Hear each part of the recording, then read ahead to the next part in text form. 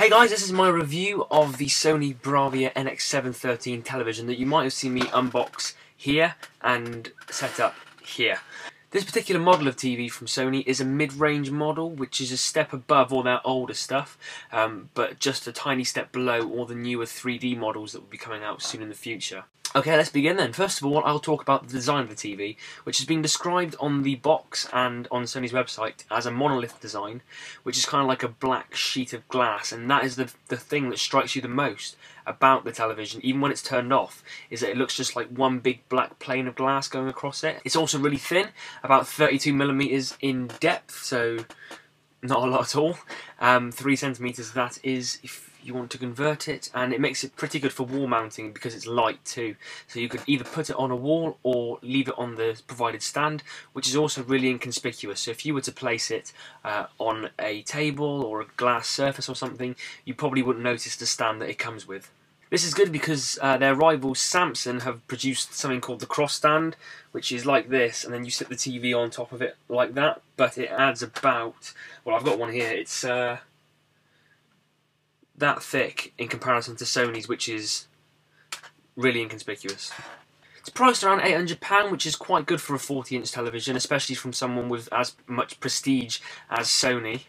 In terms of connectivity, the TV offers you a lot for what you get. 4 HDMI ports if you're into HD stuff, so you could plug in your Xbox, PlayStation, Blu-ray player and Sky HD if you've got any of those. And it's also got stuff for standard definition too, so you've got a VGA connector, you've got a RF input if you want to plug an aerial into it for Freeview, and also things like a SCART adapter if you've still got old Sky or you've got a DVD player you want to plug in too. It's also got component cable and HD component too, so if you've got the red, white and yellow wires and then the additional red, blue and green wires too for HD, you can plug those into the TV too, which is great for things like a Wii or something which doesn't have a SCART cable but is standard definition. A surprising feature is the TV also has built-in Wi-Fi, which is an advantage over Samsung because you don't have to buy a separate Wi-Fi adapter, whereas you would have to do that on Samsung, which are about between £60 and £80.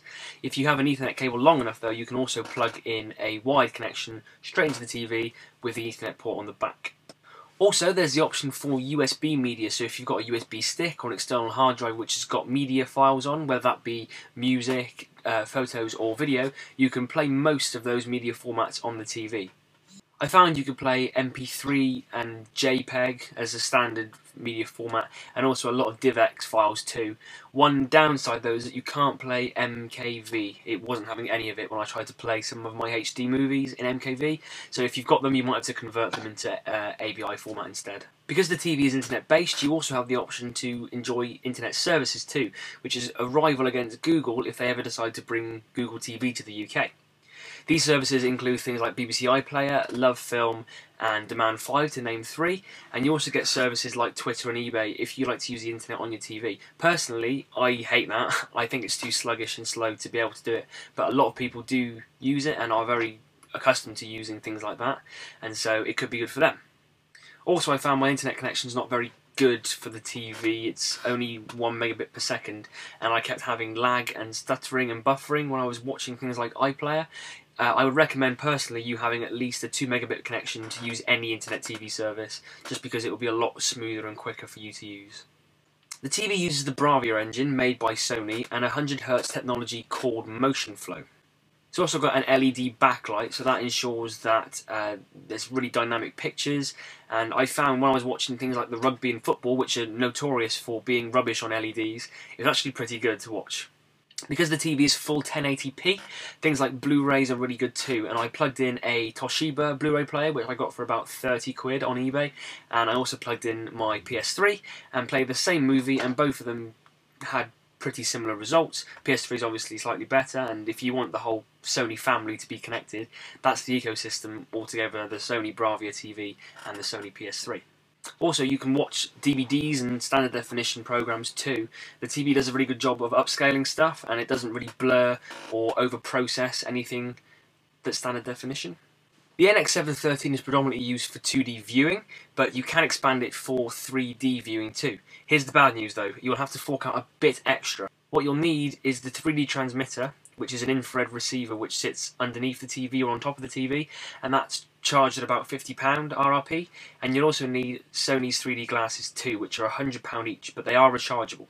The transmitter matches the TV in its design and doesn't look too out of place if you were to place it underneath the TV between the stand and the actual TV itself. However, it does look a bit messy. A lot of normal TVs nowadays, like this Samsung one, have 3D built into them straight away, so you don't actually need to worry about buying a separate transmitter. But Sony's 3D glasses are quite well designed too. They don't feel too heavy on your head. They are kind of bulky, but you put up with that, you can't really notice them after a few hours. The one downside I found with the whole 3D experience is that when you put the glasses on, the film goes really dark. The glasses themselves are making the image really dark, and I found it really annoying, and in fact I couldn't watch 2 or 3 films all the way through because they were too dark because of the glasses and because they were dark if you were to watch them in 2D environment.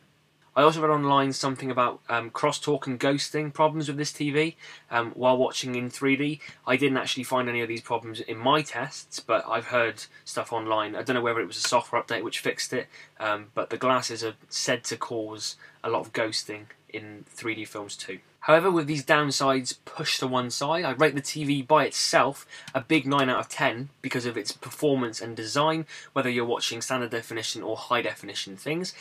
But when you include the 3D transmitter and glasses into the equation, I'd rate it 8 out of 10 because the glasses make a lot of films unwatchable. However, the 3D experience itself is fantastic. The TV does a really good job of converting 2D to 3D, and if you turn the brightness up on the TV quite a lot, it does look kind of washed out, but a lot less darker too.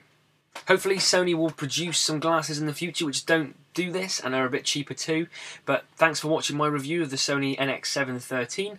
Hope you enjoy it. There'll be one more video on this product coming soon, and I hope to see you around. Bye bye.